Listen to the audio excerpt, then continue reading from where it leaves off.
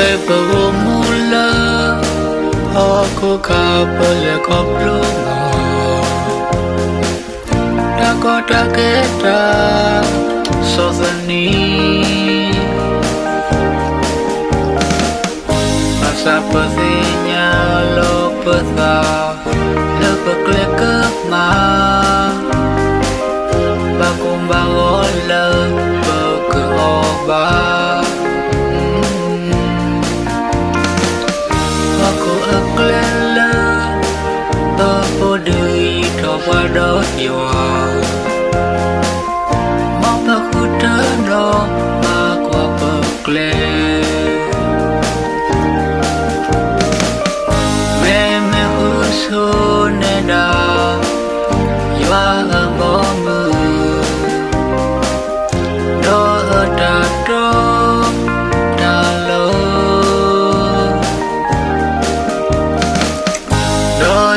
kehilawa dalam berlubang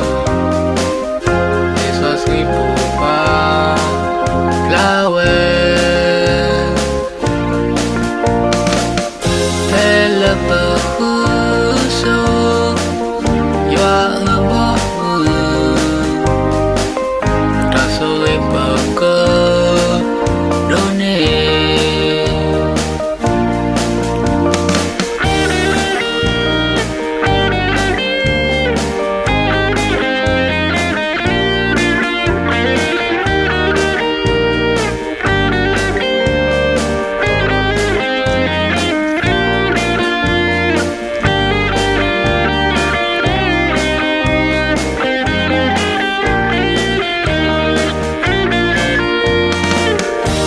bermula aku kabel koplunga Dakota kita soseni masa petinya lo peta lebih klik ke ma bakung bangun lebih ke obat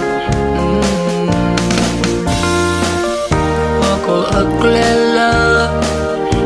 berdiri kepada jiwa maka ku tenang aku berklik meme usuneda jiwa ambomu doa datang doa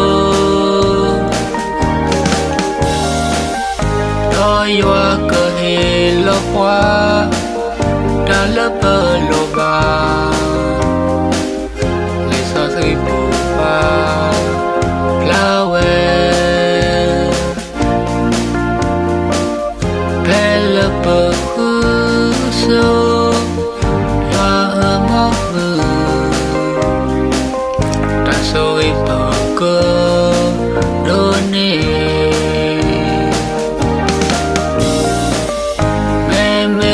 suneda jua ambomu doa datang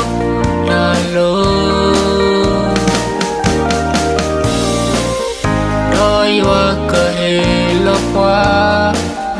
dalam berlubang desa seribu lawe berhusuk jua ambomu tak kami berke